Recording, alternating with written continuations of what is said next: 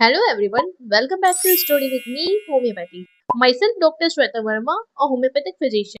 आज हम Baryta group की एक बहुत इंटरेस्टिंग रेमेडी पढ़ने वाले हैं जिसका नाम है बराइटा आयोडेटम। जब हम बराइटा नाम सुनते हैं हमारे माइंड में यूजुअली स्लो, टिमिड, डिपेंडेंट और डल पेशेंट का पिक्चर आता है, लेकिन आज की रेमेडी में एक ट्विस्ट है। बराइटा आयोडेटम में बराइटा तो है लेकिन पेशेंट स्लो नहीं होता। ये पेशेंट जल्दी में होता है, रेस्टलेस होता है, इम्पेशेंट होता है और फास्ट होता है। इसलिए लेक्चर के स्टार्टिंग में ही एक लाइन याद रखिए, baryta iodatum is hot, thirsty, hasty and extroverted baryta. आज हम इसको इतनी इजी वे में समझेंगे कि आप पेशेंट को इमेजिन करके ही रेमेडी याद कर पाएंगे। चलिए पहले समझते हैं कि ये रेमेडी नॉर्मल बराइटा से डिफरेंट कैसे है।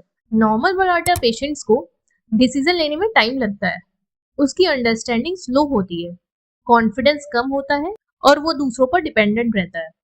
लेकिन बराइटा आयोडेटम में बराइटा का डिपेंडेंट नेचर तो मिल सकता है, लेकिन उसके ऊपर आयोडीन का भी इफेक्ट आ जाता है।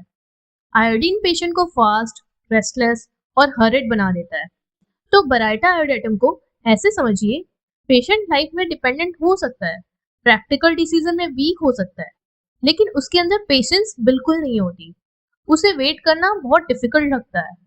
अब इस रेमेडी के मेन पर्सनैलिटी पॉइंट्स को एक एक करके समझते हैं। Baryta iodatum patient generally hot patient होता है और थर्स्ट भी ज्यादा होती है। ये पेशेंट इंट्रोवर्ट बराइटा जैसे क्लोज ऑफ नहीं होता, ये कॉम्पैरेटिवली एक्सट्रोवर्टेड होता है।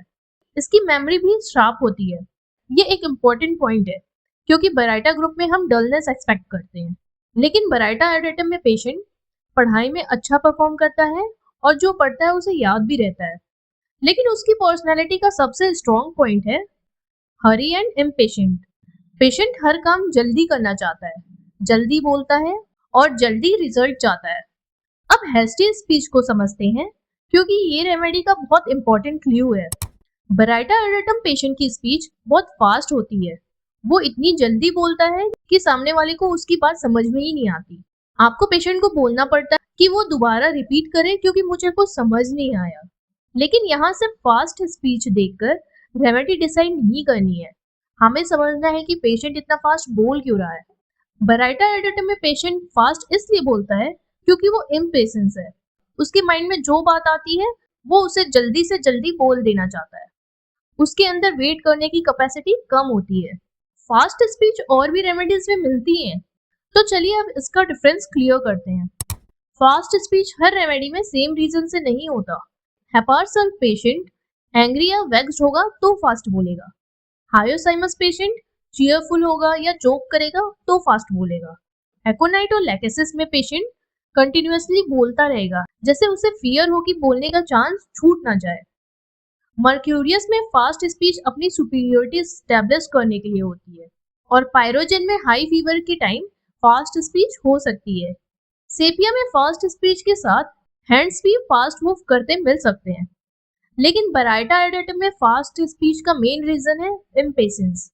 अब देखते हैं कि इम्पेशेंस पेशेंट की डेली लाइफ कैसे दिखती है। बराइटा आयोडेटम पेशेंट को हर काम जल्दी फिनिश करना होता है। अगर उसने किसी को कॉल किया और सामने वाले ने रिप्लाई नहीं दिया तो वो कामली वेट नहीं करेगा, वो बार बार फोन करता रहेगा। उसके लिए 2 मिनट भी बहुत लंबा टाइम लगता है। पेशेंट को लगता है कि बहुत देर हो गई, जबकि एक्चुअल में सिर्फ कुछ मिनट ही हुए रहते हैं। जब इम्पेशेंस बहुत ज्यादा हो जाती है तो पेशेंट रेस्टलेस हो जाता है। सीवियर लेवल पर उसे रात में भी चैन से बैठना या सोना डिफिकल्ट लगता है। इसको और क्लियरली समझने के लिए एक केस पिक्चर देखते हैं। एक 40 साल का आर्किटेक्ट पेशेंट था जिसे क्रॉनिक बैक पेन और राइट हिप जॉइंट की प्रॉब्लम थी। उसका अपॉइंटमेंट था लेकिन वो केबिन के बाहर वेट नहीं कर पा रहा था। उसने डॉक्टर को बार बार फोन किया कि मैं आ गया हूँ, मुझे अंदर बुला लीजिए। 7 मिनट के अंदर उसने लगभग 5 बार फोन कर दिया। अब यहाँ एक इम्पोर्टेंट बात नोटिस कीजिए, वो पेशेंट एंग्री नहीं था, वो रूड भी नहीं था। जब अंदर आया तो सॉरी बोल रहा था कि मुझे डिस्टर्ब नहीं करना चाहिए, लेकिन मुझसे वेट नहीं होता। यही बराइटा आयोडेटम का एग्जैक्ट पिक्चर है। पेशेंट पोलाइट हो सकता है, सिंपल हो सकता है, टिमिड भी हो सकता है, लेकिन वेट नहीं कर पाता। केस में बराइटा का भी एलिमेंट था। वो कैसे था, अब समझते हैं। वो पेशेंट आर्किटेक्ट था, एक्सपीरियंस भी था, लेकिन उसने इंडिपेंडेंट काम डेवलप नहीं किया। वो एक बिल्डर के प्रोजेक्ट पर डिपेंडेंट था। बिल्डर के पास काम होगा तो पेशेंट अर्न करेगा, काम नहीं होगा तो इनकम भी नहीं होगी। उसके पास क्वालिफिकेशन थी, टैलेंट भी था, लेकिन लाइफ में इंडिपेंडेंटली ग्रो करने की इनिशिएटिव नहीं थी।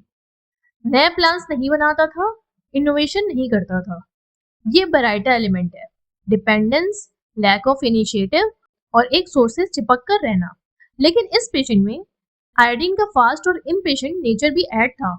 इसलिए इस रेमेडी को एक लाइन में कैसे याद रखें? बराइटा आयोडेटम का मेन कीनोट है misplaced with two much impatience.